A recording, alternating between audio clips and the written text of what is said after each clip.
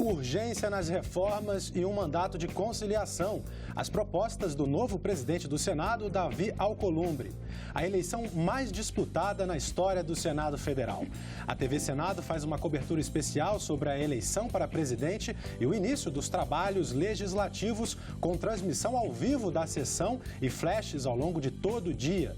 E aqui conosco no estúdio, o cientista político Benício Schmidt, que vai falar sobre a eleição do novo presidente da mesa diretora e a expectativa para essa nova legislatura aqui no Senado e também no Congresso Nacional.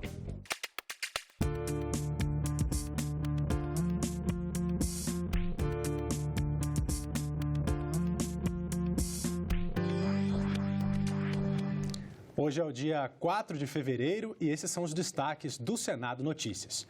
Fique com a gente e um bom dia para você. Os senadores iniciam hoje a nova legislatura, depois da eleição para a presidente mais disputada da história do Senado. Você acompanhou tudo aqui pela TV Senado, que vai estar ao seu lado também por toda esta segunda-feira, com uma cobertura especial sobre o início dos trabalhos legislativos da bancada mais renovada da história. Para ter ideia, apenas 8 dos 54 novos senadores foram reeleitos. E aqui ao meu lado, no estúdio, está o professor e cientista político Benício Schmidt, que vai conversar com a gente sobre essa nova fase que parece começar no Senado. Professor, na sua opinião, o que significou essa eleição tão disputada aqui para o Senado, num cenário de tanta renovação? De certa forma, primeiro, grato pelo convite, é uma honra estar aqui. É evidente que eu acho que foi surpreendente não só o resultado, né, frente à opinião pública, à imprensa, etc. Não que Renan Calheiros não pudesse ser derrotado, mas especialmente o ambiente criado nessa eleição não foi dos mais recomendáveis, nem para crianças, nem para adultos, né? E desgastou muito o Senado diante da opinião pública, porque você mesmo destaca, a eleição durou muito mais horas e até dias do que estava previsto.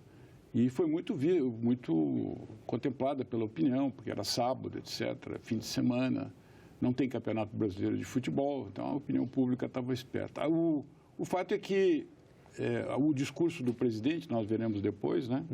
Ele clama pela urgência das reformas, o que é esperado e seria também por parte de um outro eventual vencedor, e um clima de conciliação. Aí que está o problema. Depois desse verdadeiro arranca-rabo, né, com tentativas, diatribes, acusações muito pesadas de lado a lado, acho difícil que isso seja conseguido, pelo menos, sem muita dor. Pois é, houve um movimento também nessa eleição um movimento pelo voto aberto, justamente para a escolha do presidente do Senado. E, como o senhor falou, caiu num sábado, a opinião pública ali colocando todos os candidatos, os próprios senadores que estavam votando, publicando seus votos, a maioria deles, né? O senhor acha que isso também vem no movimento das eleições de 2018? Isso é uma consequência? Sem dúvida. Acredito que duas coisas nós tínhamos comentado aqui logo após as eleições, na mesma TV aqui, né? Mudou para sempre. Nós não vamos voltar ao que era antigamente. Nós vamos talvez ter outras situações muito mais dinâmicas daqui por diante, mas não voltaremos ao quadro mais clássico, né? Onde o Senado, inclusive, privilegiava grandes quadros intelectuais, etc. Acabou. Agora a representação tem outro perfil e tem outra dinâmica. As redes sociais, o sujeito está votando e está se comunicando no Twitter, no Facebook, etc. Isso cria também imediata oposição e peso sobre os que estão se pronunciando, que tem que tomar a decisão em cima da hora no Senado, votando isso ou aquilo, como a gente viu novamente acontecer. Isso é fruto da experiência que tivemos em outubro, né? Houve uma polarização em certo momento da sessão com dois nomes, né? O nome do vencedor, Davi Alcolumbre, e o nome do senador Renan Calheiros, né? O que levou a essa polarização, visto que lá na Câmara dos Deputados já havia sido eleito pelo mesmo partido, o Democratas, o presidente da Câmara, Rodrigo Maia, né? Quer dizer, agora nós temos o Democratas presidindo tanto o Senado quanto a Câmara. Isso no jogo político, isso não pode desequilibrar um pouco as balanças? Pode. A gente tem que considerar o seguinte, o momento da escolha dos dirigentes do Senado, do Congresso, Senado e Câmara, para mim é um momento essencial para a existência dos partidos, que justifica a existência dos partidos políticos. A partir disso, o que vigora não é mais os partidos, não são mais os partidos enquanto tais, mas veja, o próprio Rodrigo Maia já se manifestou dizendo que agora vai vir a bancada ruralista, a bancada da bala, a bancada disso, a bancada daquilo, ou seja... temático. Exato, temático. São os grupos de pressão, é típico em qualquer congresso, que especialmente não num sistema bipartidário, como seria o caso dos Estados Unidos, onde isso tem outro jogo. Mas aqui, uma multidão de partidos, mas eles também se atravessam interesses corporativos. E agora o jogo é outro. Né? Uhum. Tá certo. O fato é que há um novo presidente no Senado, então vamos falar um pouco sobre essa nova fase. Urgência nas reformas, fim das votações secretas e um mandato de conciliação. Esta foi a tônica do primeiro discurso do novo presidente do Senado.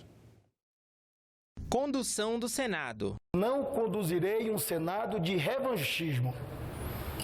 Os meus adversários terão, todos eles, de minha parte, pujante disposição para o diálogo e a mais ampla cooperação. E também terão a minha deferência para a construção de um novo Senado, com os ânimos serenados e voltados ao bem comum. Precisamos reunificar o Senado da República em torno do que lhe deve ser mais caro: a República e o interesse público. Não tenho inimigos na política. A condição de adversária passageira e permanente são as instituições. Oposição. Situação e oposição contarão com o mais amplo respeito desta presidência.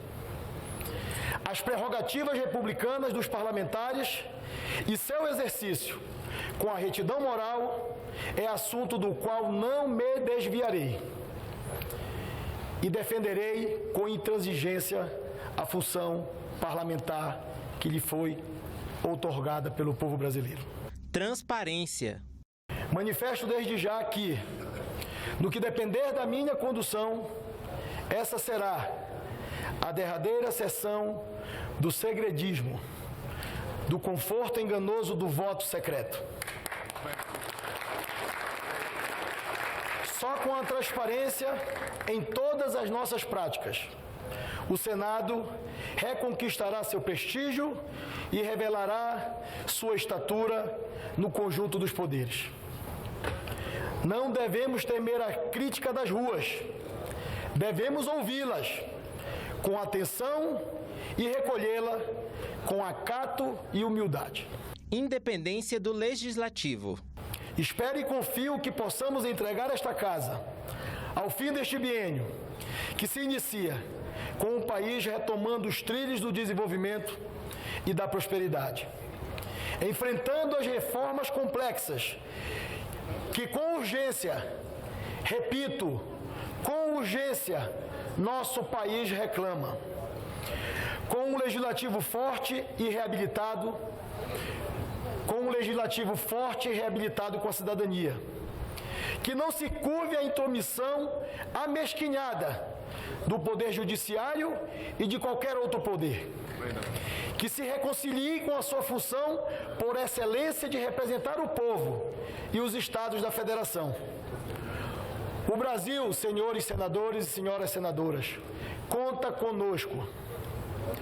O nosso país conta com cada um de nós. Não podemos nos dar o luxo de falhar. O novo presidente do Senado, Davi Alcolumbre, é do Democratas do Amapá e tem 41 anos de idade. Casado e pai de 2 filhos, Alcolumbre nasceu em Macapá e é o 4º filho do mecânico José Tobelém e da empresária Júlia Alcolumbre. Começou a trabalhar no comércio da família. Iniciou o curso de Ciências Econômicas, mas não concluiu e seguiu o caminho da política. A trajetória política se iniciou como vereador na cidade de Macapá. Reelegeu-se 2 vezes para a Câmara dos Deputados, totalizando 3 mandatos consecutivos. Nas eleições de 2014, foi eleito senador para um mandato de 8 anos. Em 2018, concorreu ao governo de Amapá, mas ficou em 3º lugar. Professor Benício, vimos aí então o perfil do novo presidente do Senado e também os pontos principais do discurso após a vitória. Mas antes da gente comentar esses pontos, eu queria que o senhor colocasse a sua opinião sobre o que foi que deu musculatura a essa candidatura, que teve 42 votos, uma candidatura vitoriosa no primeiro turno. De onde surgiu essa força que se canalizou para o nome do senador Davi Alcolumbre? Bom, eu acho que o fundamental, a meu juízo, dada a situação, a biografia do atual presidente eleito, um sujeito jovem, né, praticamente sem muita experiência parlamentar, pesada, né, está há pouco tempo no Senado, eu acho que o vetor fundamental foi o Onyx Lorenzoni, né, que capitaneou, bancou essa candidatura desde o início com um destemor inacreditável, porque o sujeito vencedor não era nem muito conhecido, né? É isso que ele conseguiu dobrar. Claro que o próprio, não só o ministro Onyx, mas o fato do governo ter apoiado o candidato por um dos seus coordenadores, pelo seu coordenador político oficial, deu a diferença. Curioso é que o ministro Paulo Guedes estava em tabulações já com o Renan Calheiros, com uma boa justificativa. A Renan tem experiência, já foi presidente do Senado outras vezes, sabe encaminhar, enfim, um homem experiente, sagaz. E as reformas propostas pelo ministro Paulo Guedes vão exigir muita capacidade de negociação. E é curioso, né, que um ministro apoia o vencedor e o outro apoia o que saiu perdendo e saiu furioso, né? E todos são do mesmo governo. É interessante isso. No jogo político, qual foi o cálculo que o ministro da Casa Civil, Onyx Lorenzoni, fez ao criar, vamos dizer assim, o seu próprio candidato? Bom, a gente não sabe, né? Ele teve vontade, manifestou. Agora, algo que ajudou é porque o Onyx teve clareza de que Renan Calheiros, como presidente do Senado, seria um obstáculo relativo a certas propostas da reforma da Previdência, por exemplo. Provavelmente também teria um peso distinto do que terá um novo presidente quanto a uma reforma necessária, que é a do federalismo fiscal brasileiro. Porque, veja, uma coisa é discutir a reforma fiscal, fiscal especialmente, na Câmara. Mas o lugar específico onde ela tem peso é no Senado, porque o Senado representa os estados. Né? O Senado não representa a população, genericamente falando. Então, e os estados, na sua grande maioria, são quebrados. Né? Devem à União. Esse centralismo da União, centralismo fiscal da União, terá de mudar, porque senão torna inviável qualquer governo estadual, como nós estamos vendo o caso de Minas Gerais, Rio Grande do Sul, Rio de Janeiro, etc.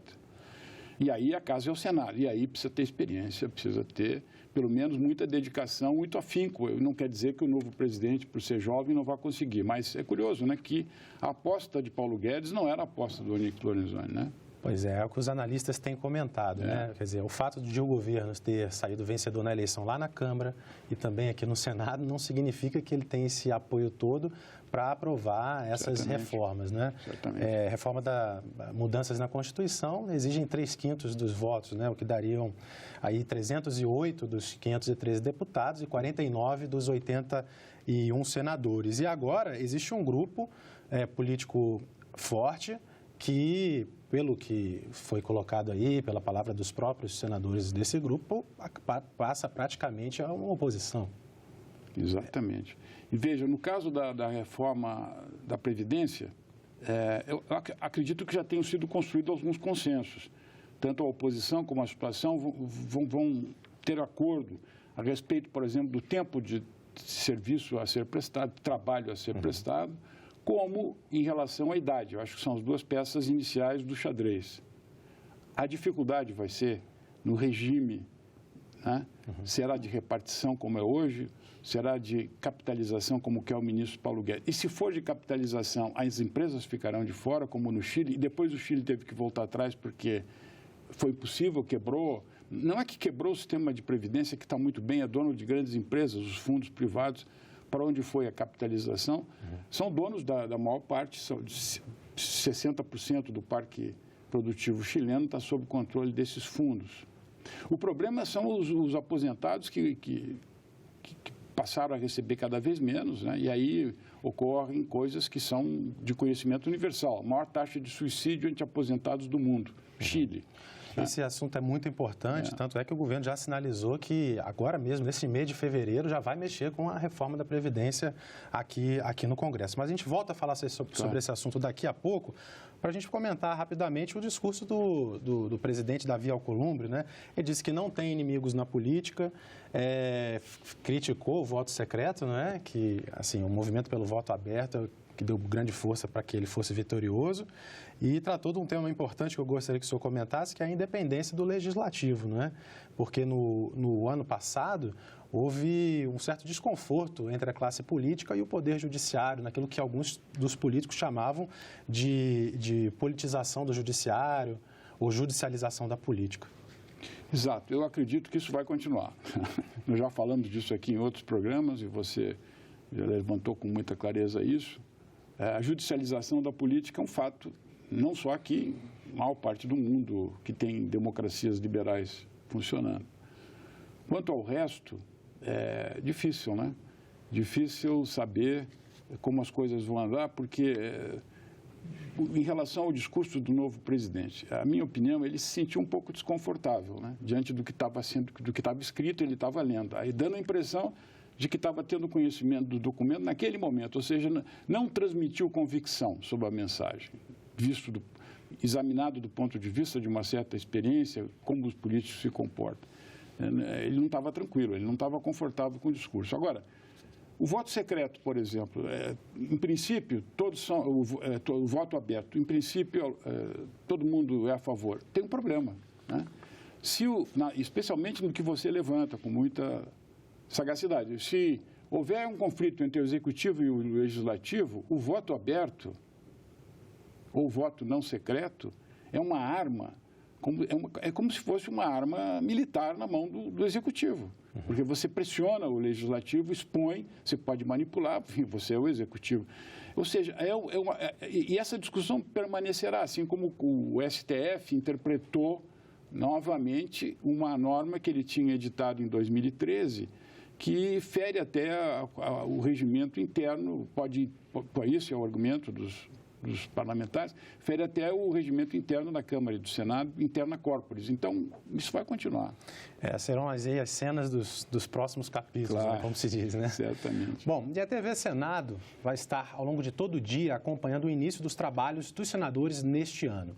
E vamos saber, então, como estão os preparativos para a sessão solene, logo mais, às 15h. A nossa repórter Carla Benevides está lá no Salão Azul, onde fica a entrada do plenário do Senado, e traz essas informações para a gente. Bom dia, Carla. Bom dia, Tiago. Bom dia aos telespectadores da TV Senado. A abertura dos trabalhos do Congresso Nacional acontece às 15h no plenário da Câmara, com a presença de deputados e senadores. Quem comanda essa sessão solene é o presidente do Congresso Nacional, o senador Davi Alcolumbre, que foi eleito no último sábado. Segundo o cerimonial do Senado, o vice-presidente da República já confirmou presença. Segundo o cerimonial, também a mensagem do Poder Executivo, que traz as metas do governo, deve mesmo ser trazida pelo ministro-chefe da Casa Civil, Onyx Lorenzoni. Mas quem lê essa mensagem em plenário é a primeira secretária do Congresso, que nesse caso é a deputada Soraya Santos. A mensagem do Poder Judiciário também é lida nessa sessão solene e o presidente do STF, ministro Dias Toffoli, também já confirmou presença. Entre as autoridades convidadas está a Procuradora-Geral da República, Raquel Dodge, mas ela ainda não confirmou se virá. Mas a sessão solene está nas agendas oficiais do ministro da Justiça, Sérgio Moro, e do secretário-geral da Presidência, Gustavo Bebiano. Tiago. Obrigado, Carla. Professor Benício, então, quer dizer, a partir de agora a bola está rolando, assim, digamos assim, politicamente, com os três poderes em atuação? Exatamente. Todos eles têm pautas distintas, algumas coisas em comum e muito difíceis, né? Especialmente o legislativo. E um problema. O novo executivo, que tomou posse há pouco mais de 30 dias, né? Além dos problemas de um novo governo, é um novo governo que reestruturou o sistema de decisões, o sistema de operação a estrutura dos ministérios? Dentro do governo. E veja que isso está causando uma grande confusão, né?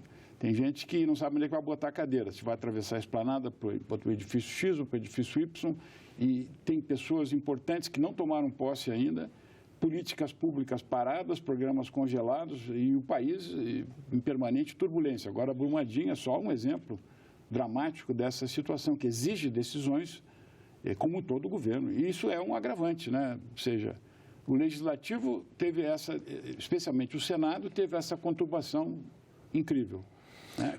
E o Executivo ainda não decidiu como vai operar.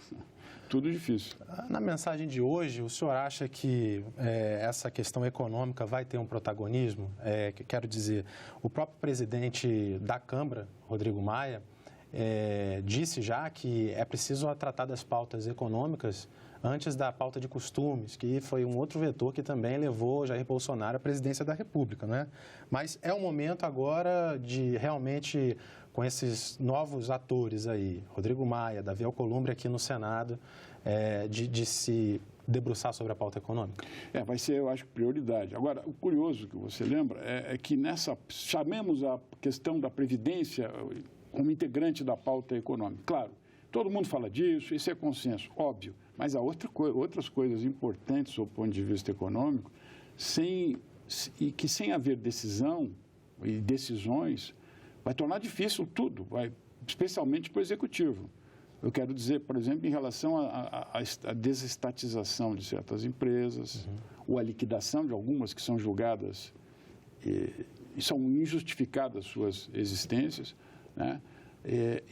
E sobre a privatização, veja, a cada dia uma autoridade faz uma projeção do que seria o resultado disso no primeiro ano, no segundo ano, no terceiro ano, no quarto ano de governo. Eu me reservo o direito de achar que está todo mundo errado. Não há base para dizer que nós poderemos privatizar cerca de 20 bilhões de estatais esse ano. Não, depende. A economia está em turbulência, né? Eu duvido que haja disponibilidade dos capitalistas, dos investidores brasileiros para fazer a privatização, para bancar a privatização, na projeção que o ministro Paulo Guedes está fazendo. Ele é um sujeito inteligentíssimo, capaz, não é isso que eu estou levantando, mas ele está fazendo mais propaganda do que fazendo política. E está a hora de começar, né? Professor, o senhor toca aí num ponto importante, porque qualquer proposta que o governo enviar aqui para o Congresso Nacional, ele vai ter de enfrentar a pluralidade da representação aqui, que são os parlamentares, né? E com certeza essas análises os parlamentares também o farão, vão mexer nos textos, vão trabalhar nas comissões, né? E é sobre esse assunto que eu queria dizer, porque foi eleito o presidente do Senado, mas ainda há uma outra etapa que são a definição de quem vai presidir as comissões, entre elas as mais importantes, Comissão de Constituição e Justiça, Comissão de Assuntos Econômicos. Mas antes da gente tratar desse assunto, vamos ver como é que foi aquele clima todo da eleição aqui no Senado, que teve muitas reviravoltas. E assim foi o processo que começou na sexta e terminou no sábado com a escolha de Davi Alcolumbre, do Democratas do Amapá, para presidente do Senado. Ele conquistou 42 votos, um a mais do que o mínimo para a vitória no primeiro turno. Alcolumbre vai presidir o Senado até o fim de janeiro de 2021. Sexta-feira, 1º de fevereiro. Empossados os novos senadores, pouco depois das 5 da tarde, teve início a segunda reunião preparatória com o objetivo de eleger o presidente do Senado Federal para os próximos 2 anos. Antes mesmo que todos os candidatos se inscrevessem, 2 questões de ordem foram colocadas: eleição em 2 turnos e votação aberta. Na sequência, os oradores contra e a favor lançaram seus argumentos. Esta casa já consagrou o voto aberto como princípio de todas as votações. Não seria de bom sentir a eleição neste momento do presidente do Congresso Nacional, do presidente do Senado, o 4º posto na hierarquia da República, ser um ato escondido dos cidadãos e cidadãs brasileiros que votaram por um novo tempo no Congresso Nacional, tanto aqui no Senado quanto na Câmara. Não nos cabe aqui julgar a constitucionalidade ou não do que está colocado na Constituição e no nosso regimento. Nos cabe cumprir, senhor presidente, cumprir. Se alguém apresenta amanhã ou segunda-feira uma proposição para mudar, nós vamos avaliá-la.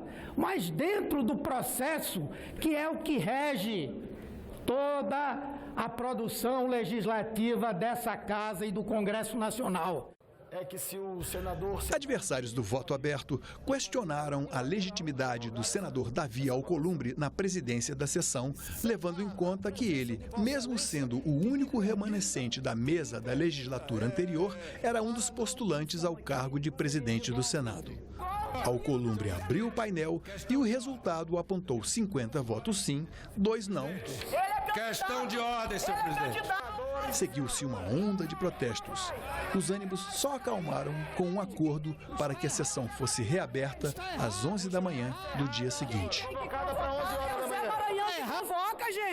A noite não foi exatamente de trégua. A lógica indicava que os derrotados no placar iriam recorrer.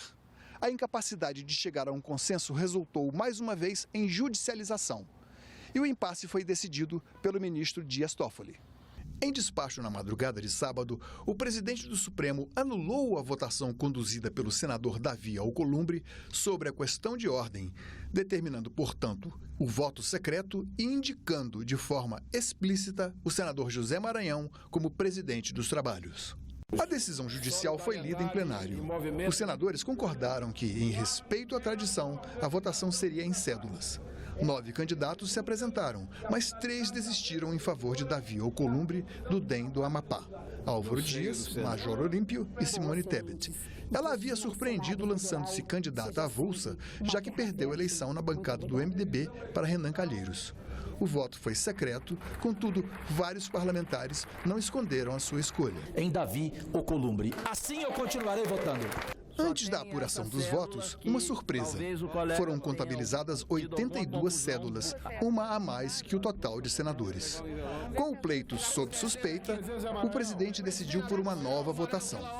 Reiniciado o processo, novas declarações de voto foram feitas. Após esse fato lamentável, eu não tenho outra alternativa a não ser abrir o meu voto e deixar bem claro para todo o Brasil quem eu estou escolhendo para ser o presidente dessa casa, Davi Alcolumbre.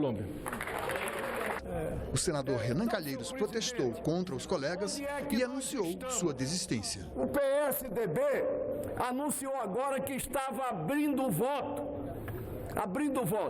para retirar, contra a decisão do Supremo, qualquer possibilidade de termos votos do Zé Serra, da Mara Gabrilli. O Flávio Bolsonaro acabou, diferentemente do que fez na votação anterior, abriu o voto para demonstrar que esse processo não é democrático. Eu queria lhe dizer que o Davi não é Davi, o Davi é o Golias. Ele é o novo presidente do Senado e eu retiro a minha candidatura, porque eu não vou me submeter a isso. Com a retirada de Calheiros, alguns senadores queriam o recomeço de todo o processo eleitoral, inclusive com a inscrição de novos candidatos. Mas José Maranhão deu seguimento à votação. Por volta das 7 horas da noite, foi concluída a apuração. Davi Alcolumbre conquistou um voto a mais que a maioria absoluta e venceu a eleição do primeiro turno. Davi Alcolumbre, 42 votos.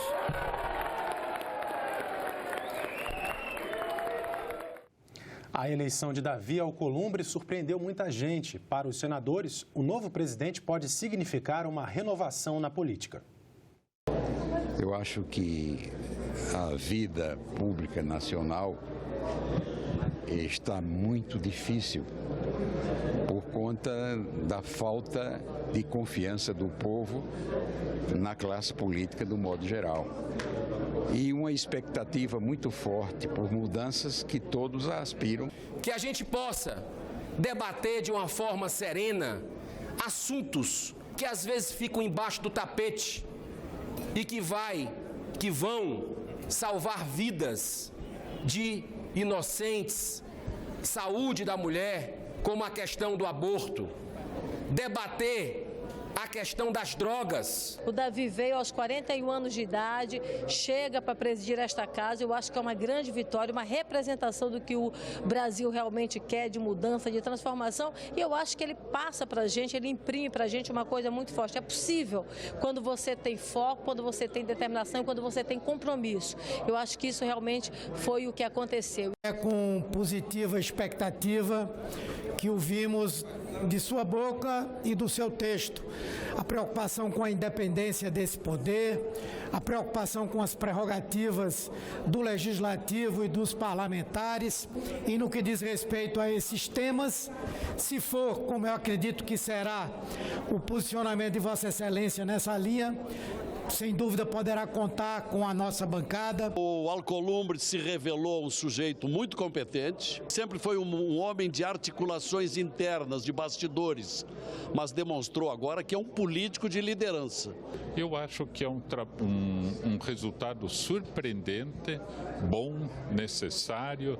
Eu acho que isso vai dar uma alavancada muito interessante para o Senado Federal e para todas as pessoas que querem trabalhar. Há mais de 3 meses que nós estamos trabalhando essa possibilidade do Davi assumir e acho que desempenhou bem, né, ontem, demonstrou a capacidade de conduzir o processo aqui na casa e eu tenho certeza que com o perfil que ele tem, né, da pessoa que ele é, ele vai conduzir muito bem e o Brasil pode esperar realmente as grandes mudanças que são necessárias para o país. Eu só quero que o senhor consiga mudar a cara desse Senado, que o senhor consiga fazer com que essa casa trabalhe em mão dupla e não em mão única, que essa casa nunca mais seja uma capitania hereditária, que ela seja de todos os senadores, conforme Vossa Senhoria acabou de falar. Professor Benício Schmidt, a gente pode dizer que essas expectativas aí dos senadores que falaram na reportagem, elas coincidem de alguma forma com a opinião média aí da população brasileira? Acredito que sim. A outra, porque a gente viu isso acontecer nas eleições presidenciais. Um candidato sem praticamente programa, com uma pauta moral profundamente conservadora, atendeu aos anseios da população brasileira, que é uma população conservadora, etc. e tal. O problema agora é a gestão do Estado. Veja, todos eles, os senadores que, após o pleito que elegeu o Davi, se manifestaram otimistamente, dizendo que Cajuru, por exemplo, diz que a casa tem que ser dos senadores. A casa não é dos senadores, a casa é do povo brasileiro. Isso é uma ilusão, isso é uma visão corporativista. Não é assim. É evidente que ele está equivocado. Ele vai descobrir logo que está equivocado. Quanto ao mais, o fato de o novo presidente ser jovem significa, de um lado, algo razoável, gera expectativa de mudanças, etc. De outro lado, veja, nós mesmos estamos conversando, coincide essa mesa diretora do Senado com o início de um novo governo, de um novo executivo. A pauta é complicadíssima, muita gente jovem, uma renovação como nunca houve. Agora você imagina essa gente trabalhando em comissões de assuntos complexos. A sorte que eles têm, e que talvez nós todos tenhamos, é que o Senado brasileiro e a Câmara de Deputados do Brasil têm quadros de assessores melhores do mundo. É um Congresso altamente habilitado, capacitado na sua assessoria técnica. Agora, mesmo assim, veja, o contato desse pessoal jovem, que às vezes são pela primeira vez eleito, né?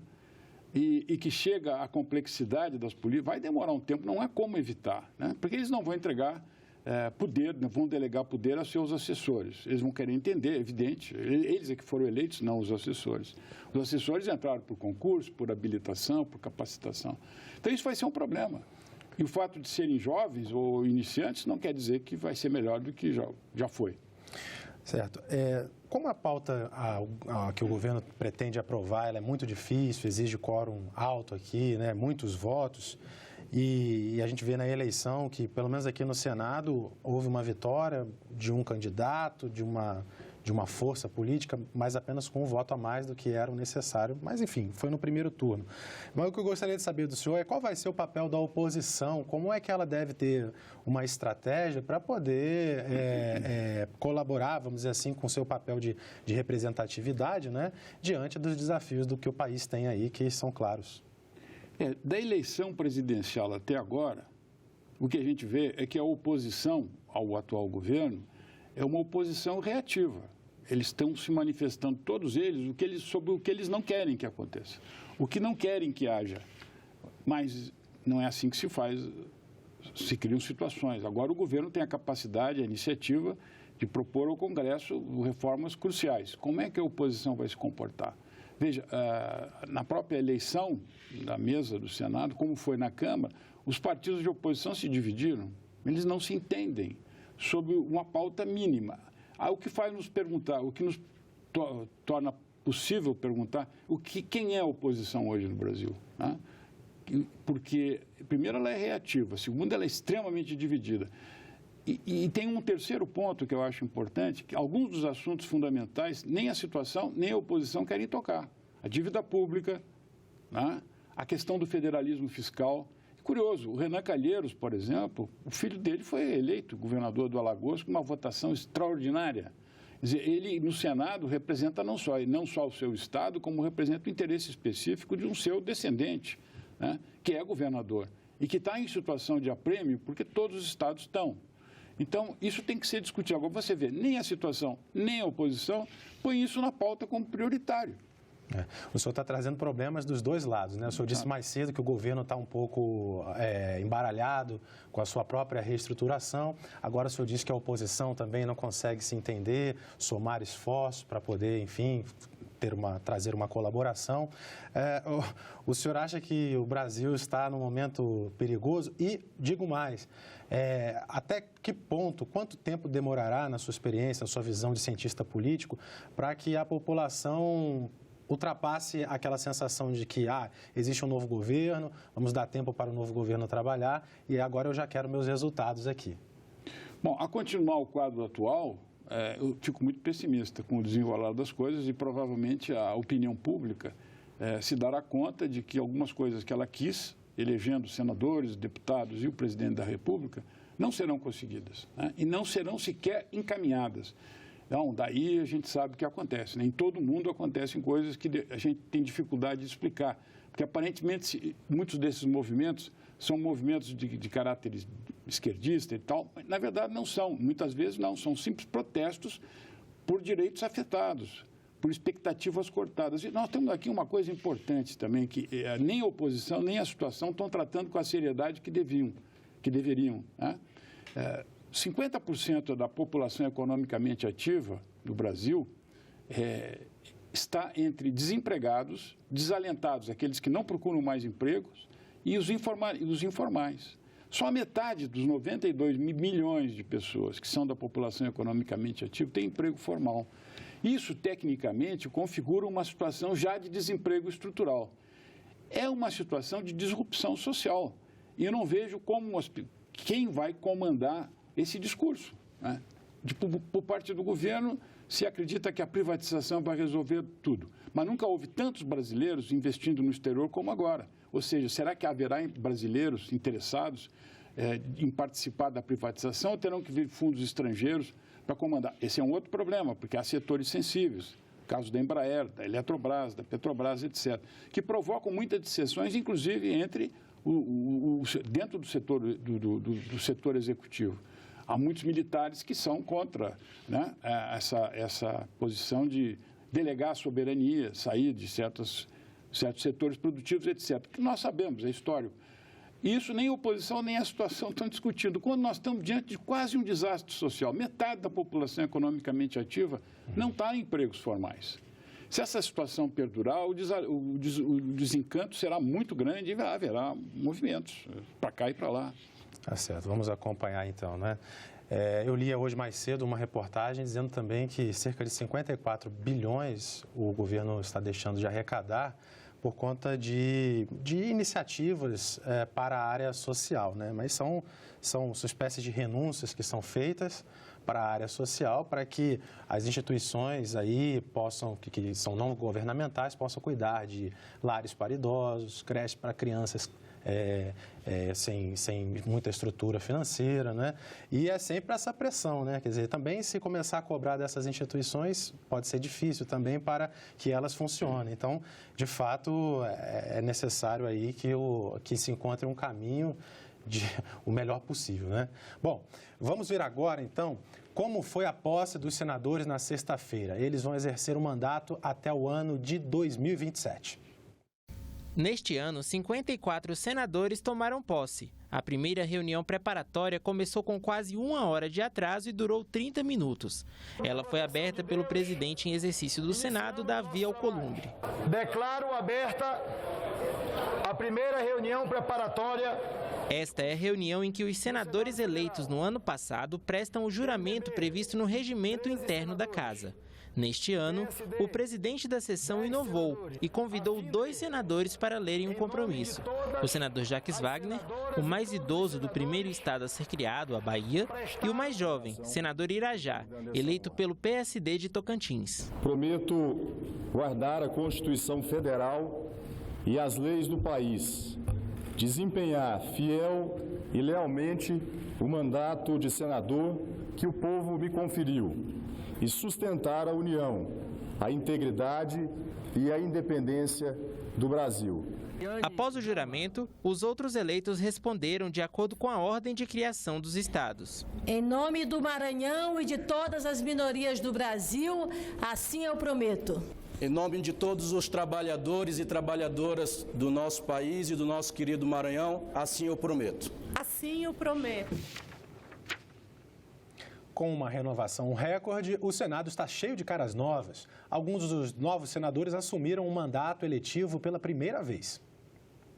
Corredores lotados, olhares curiosos, gente nova chegando. Dos 54 parlamentares que vão ocupar uma cadeira no Senado, 20 nunca tiveram mandato no Congresso Nacional. 10 nunca ocuparam um cargo eletivo. Os senadores de primeira viagem não escondem a emoção. Expectativa ótima, o meu estado está em expectativa, está em euforia. É a mudança, né?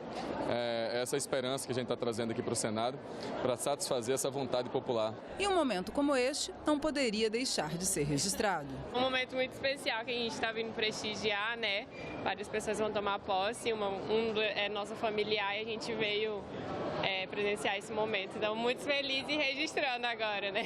Nesse clima de festa, chegam os parlamentares que passam a legislar sobre as principais decisões do país. E para comemorar, tem que trazer todo mundo, né? Sim, a família toda acompanhando, passaram pelo sofrimento na campanha, participam agora do momento da festa. O senador Marcos Duval já chegou sob a luz dos holofotes, mas as novidades começaram bem antes na vida do parlamentar. Logo depois das eleições, no dia 8 de outubro, eu vim aqui em Brasília, liguei para cá e pedi para conhecer. Eu não tinha conhecido antes do Senado. Eu fui muito bem recebido aqui, mesmo como senador eleito, me trataram muito bem. Então, eu senti como se eu já estivesse transitando aqui por muito tempo. As pessoas aqui são muito profissionais e muito acolhedoras, então adorei. A senadora Selma Arruda também está estreando no Senado.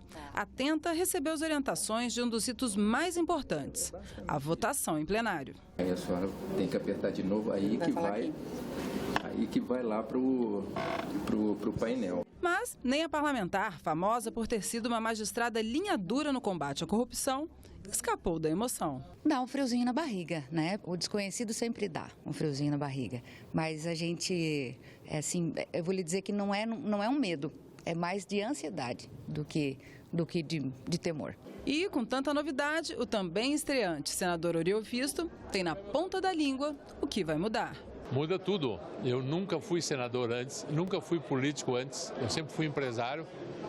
Dirigia uma empresa com cerca de 10 mil funcionários, fui reitor de uma universidade e agora é uma nova descoberta, é uma tentativa de ajudar o Brasil a encontrar novos caminhos. E agora são 9 horas e 13 minutos, horário de Brasília. Vamos voltar ao Salão Azul, onde está a repórter Carla Benevides.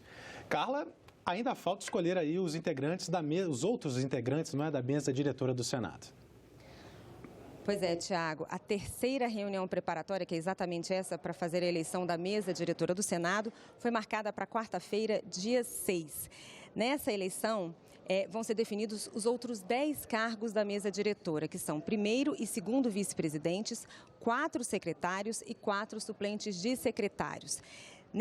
Essa eleição geralmente obedece ao critério da proporcionalidade partidária, que é o partido que tem a maior bancada, indica o maior cargo e assim sucessivamente. Mas podem ser lançadas candidaturas avulsas, como foi o caso da eleição para a presidência da Casa, que a gente viu no último sábado. Tiago. Ok, Carla, muito obrigado pelas suas informações. Professor, a maior bancada da casa permanece aí com o MDB, que passou realmente aí por turbulências nesse processo para a eleição da presidência do Senado. O senhor acha que pode, na escolha do restante da mesa diretora, lá nas comissões, ter algum problema ainda?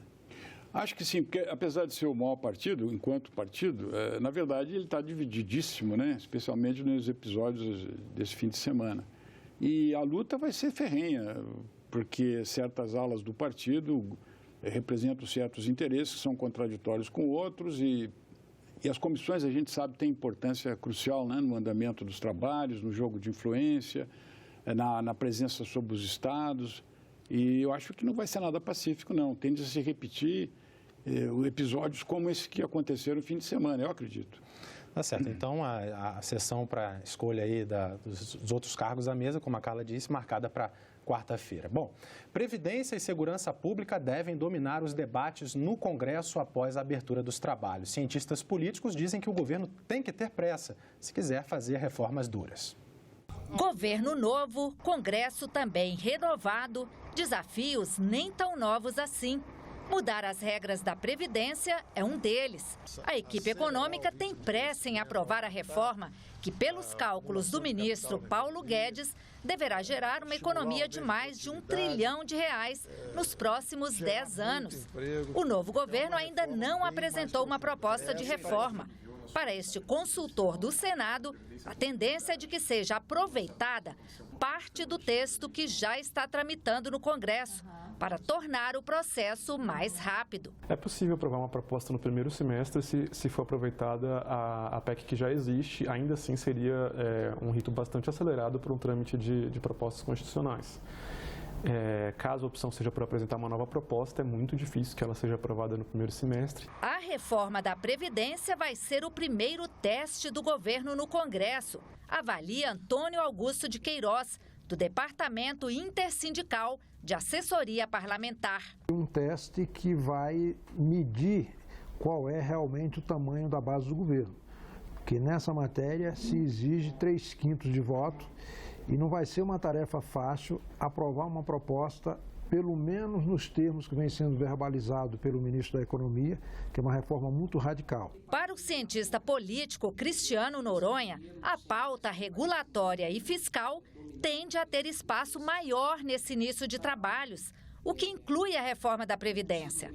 Mas a pauta das bancadas deve ter um peso importante também.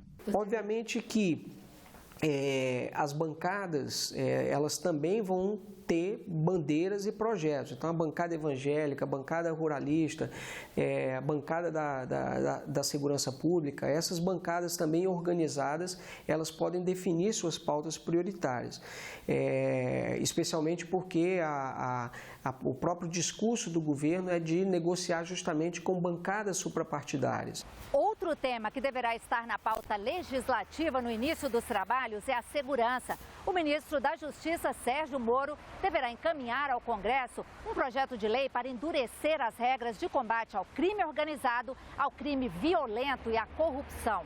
O projeto de lei anticrime faz parte das metas prioritárias do Ministério da Justiça e Segurança Pública para os 100 primeiros dias de governo.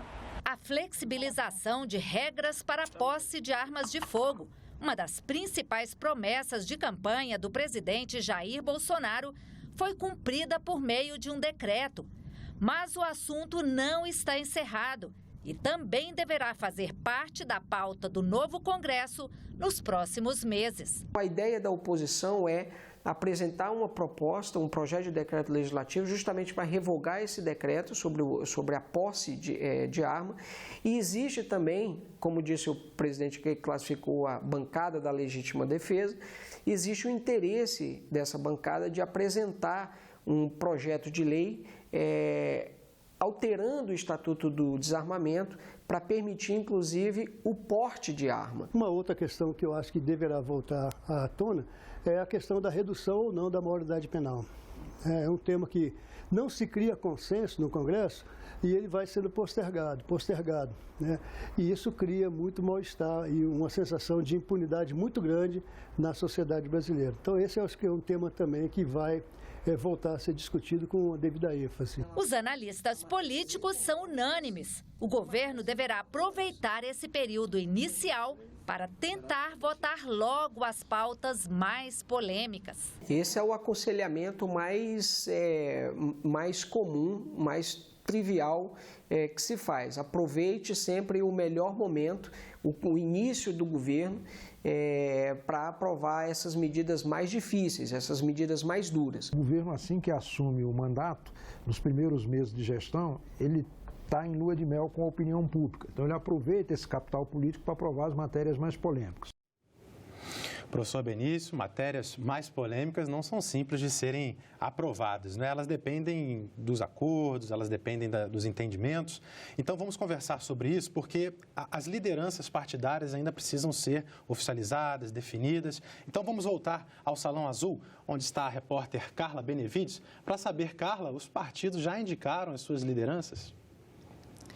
Sim, Tiago, alguns partidos já oficializaram os seus líderes aqui na Secretaria-Geral da Mesa. São eles: o senador Eduardo Braga, pelo MDB, Otto Alencar, pelo PSD, o líder do Democrata será Rodrigo Pacheco, Daniela Ribeiro será líder do PP, Partido Progressista, Álvaro Dias, do Podemos, o Everton Rocha será o líder do PDT, o líder do PSL será o senador Major Olímpio, o PPS será liderado pela senadora Elisiane Gama, Jorge Cajuru será o líder do PSB e Jorginho Melo será o líder do PR. PSDB, PT, PRB, PROS e PSC ainda não oficializaram os seus líderes aqui na Secretaria-Geral da Mesa. É importante lembrar, Tiago, que o líder tem funções muito importantes aqui na casa. Ele pode encaminhar votações em plenário, orientando a bancada. É ele que escolhe os senadores que irão compor as comissões temáticas e ele pode, inclusive, substituir esses senadores a qualquer momento. O líder também pode participar de qualquer comissão. Ele não tem direito a voto, mas ele pode encaminhar a votação e pode, inclusive, pedir a verificação de quórum. Tiago. Obrigado, Carla. Professor Benício, vamos falar sobre segurança pública, algo que também levou o governo à vitória nas eleições de 2018. A questão da posse e porte de armas, a questão da redução ou não da maioridade penal, são alguns dos exemplos. Como é que o senhor vê essa pauta assim? Para o Brasil, é necessário haver mudanças nesses temas? Sim e não. Algumas coisas para mim, são assustadoras, né? Por exemplo, tentar resolver o problema da segurança pública com medidas que essas mais em evidência que estão sendo propostas são coisas pesadas, né? Levando em conta que nós não estamos na Suécia, nem na Suíça, né? As pessoas aqui têm uma cultura de muita violência, o Brasil é muito violento, ao contrário da tradição tantas vezes difundida. E outra coisa, o nosso nível de convivência, de tolerância é baixo, porque a educação em geral é muito ruim, não se discute isso nas escolas, as universidades já viraram caixa de emergência e não é fruto de uma discussão nem onde deveria ser, que é o setor educacional, seja superior, seja de outros níveis. Então eu vejo com muito receio isso, até temor, né? Não quero dizer que não deva ser feita algumas mudanças. A questão da minoridade penal também está ligada ao sistema prisional. Sem uma avaliação do sistema prisional, que é péssimo no Brasil, ele deseduca, ele criminaliza mais ainda a situação. Não adianta tomar medidas como essa, porque nós não teremos condição nem de executá-las. Então, especialmente na questão da segurança pública, eu vejo polêmicas sem fim, né? E isso... Veja, agora, sobre aquela discussão que até alguns deles são grandes amigos meus, consultores que deram depoimentos aqui, depende. Fazer tudo logo, ou seja, Maquiavel, primeiro conselho, depende. Você, por exemplo, o ministro do Meio Ambiente, o Ricardo Salles, tomou posse e fez discursos arrasadores, radicais, liberando geral. Aí acontece Brumadinho, qual é a posição do governo? Ao contrário do que dizia fazer, está fazendo o contrário do que pregoava. Porque se não fizer, o desgaste primeiro, o desastre será maior, né? Mais pessoas morrerão em ridículas situações onde a falta de controle, de regulação, de policiamento, de fiscalização é evidente. Lembrando que são 3,5 milhões de pessoas que vivem debaixo de barragens. Imagina só. E cidades como Belo Horizonte, que estão à disposição, Angra dos Reis, meu Deus do céu. Tá certo. Professor, o tempo está correndo, o assunto está excelente, mas vamos ver então a participação do senador, porque ela não se resume apenas pela presença no plenário. Os parlamentares atuam também nas comissões permanentes, que têm a tarefa de fazer a análise técnica das propostas que vão ser votadas. As comissões podem até aprovar essas propostas diretamente, sem a necessidade que elas passem pelo plenário. A distribuição dos senadores pelas comissões é discutida depois da eleição do presidente do Senado e dos demais integrantes da mesa. Mudanças nas regras da Previdência, do sistema de tributos, de segurança, na lei ambiental. Alterações em muitas outras áreas que afetam diretamente a vida de todo mundo. Toda essa discussão passa pelas comissões permanentes, tanto da Câmara quanto do Senado. É quando se discute, por exemplo, qual o impacto da proposta nos cofres públicos, na sociedade, ou se ela fere ou não a Constituição. As comissões são também o espaço em que representantes da sociedade civil podem participar mais diretamente por meio de audiências públicas. Convidamos James Derson Sene Charles, que é presidente da Associação de Haitianos do Rio Grande do Sul. Mas o trabalho feito aqui vai além de analisar propostas legislativas. As comissões permanentes ajudam a fiscalizar o Poder Executivo, acompanham a execução de políticas públicas, sugerem emendas ao orçamento, sabatinam autoridades e têm o poder até de convocar ministros de Estado para prestar esclarecimentos. E é por isso que a composição das comissões e a escolha de quem vai presidir cada uma delas são tão importantes no processo legislativo. São os líderes de partidos ou blocos que indicam os integrantes das comissões de acordo com a proporcionalidade partidária. Quanto maior uma bancada, mais parlamentares ela terá nas comissões.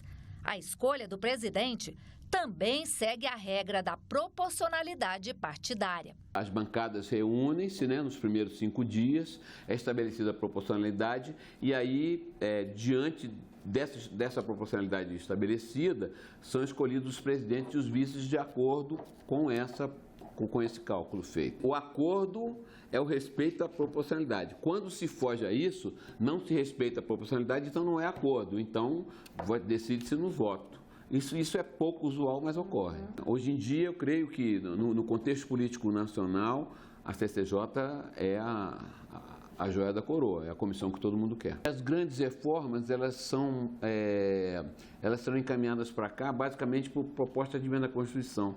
Proposta de emenda à Constituição tramitarão apenas na Comissão de Constituição e Justiça. Entendeu? Então, por isso que hoje em dia os temas latentes desembocam, em sua maioria, na Comissão de Constituição e Justiça.